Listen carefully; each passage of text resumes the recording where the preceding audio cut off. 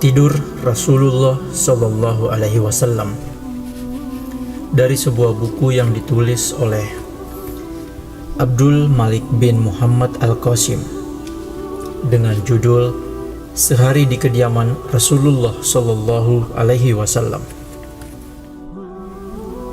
Ubay bin Ka'ab radhiyallahu anhu menuturkan kepada kita bahwa Rasulullah Shallallahu Alaihi Wasallam pernah bersabda,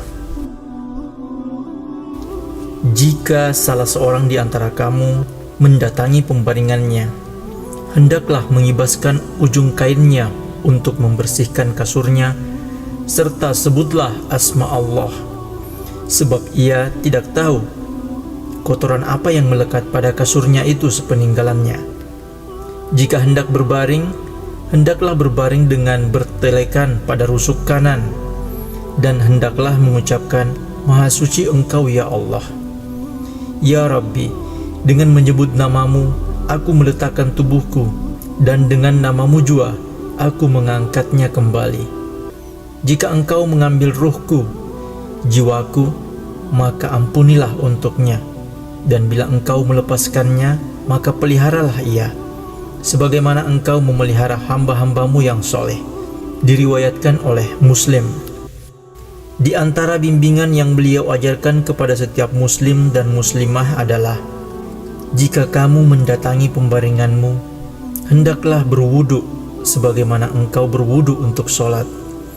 Kemudian berbaringlah dengan bertelekan pada rusuk kananmu.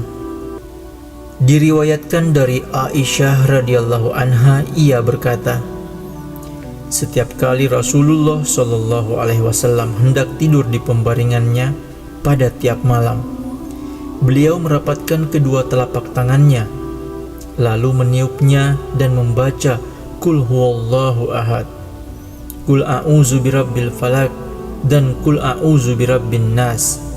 Kemudian beliau mengusap tubuh yang dapat dijangkau dengan kedua telapak tangannya itu, dimulai dari kepala, wajah, dan tubuh bagian depan. Beliau melakukannya sebanyak 3 kali, diriwayatkan oleh Al-Bukhari.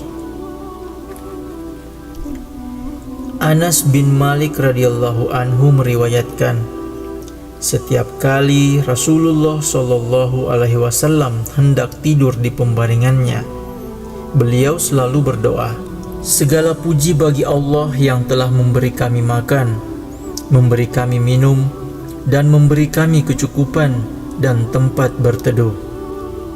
Betapa banyak orang yang tidak ada yang memberikan kecukupan dan tempat berteduh baginya. Diriwayatkan oleh Muslim. Dari Abu Qatadah radhiyallahu anhu, ia berkata, sesungguhnya bila Nabi Shallallahu Alaihi Wasallam beristirahat dalam perjalanannya di malam hari, niscaya beliau berbaring dengan bertelekan pada rusuk kanannya. Dan apabila beliau beristirahat pada waktu menjelang subuh, niscaya beliau tegakkan lengan dan beliau letakkan kepala di atas telapak tangan. Diriwayatkan oleh Muslim. Meskipun anugerah yang Allah Subhanahu wa Ta'ala curahkan kepada kita begitu banyak, namun cobalah lihat, wahai saudaraku, kasur yang dipakai penghulu para nabi, penutup para rasul, makhluk yang paling utama, sebaik-baik Bani Adam di atas muka bumi. Diriwayatkan oleh Aisyah radhiyallahu anha, ia berkata, sesungguhnya kasur yang dipakai tidur oleh Rasulullah Shallallahu Alaihi Wasallam hanyalah terbuat dari kulit binatang yang telah disamak, yang diisi dengan sabut kurma. Diriwayatkan oleh Muslim. Pada suatu ketika, beberapa orang sahabat radhiyallahu anhu datang menemui beliau, berikut juga Umar radhiyallahu anhu. Rasulullah Shallallahu Alaihi Wasallam lantas bangkit merubah posisinya. Umar radhiyallahu anhu melihat tidak ada kain yang melindungi tubuh Rasulullah Shallallahu Alaihi Wasallam dari tikar yang dipakainya berbaring. Ternyata tikar tersebut membekas pada tubuh beliau. Melihat pemandangan ini, Umar radhiyallahu anhu pun menangis.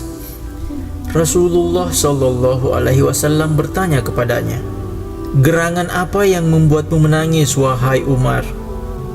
Umar menjawab, "Demi Allah, karena saya tahu bahwa engkau tentu lebih mulia di sisi Allah daripada Raja Kisra maupun Kaisar.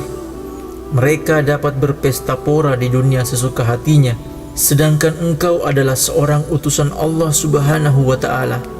Namun keadaanmu sungguh sangat memprihatinkan sebagaimana yang aku saksikan sekarang."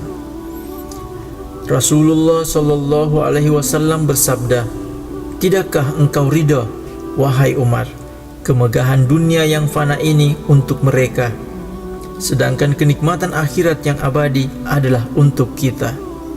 Umar radhiyallahu anhu menjawab, "Tentu saja, demikianlah adanya," jawab Nabi. Diriwayatkan oleh Ahmad.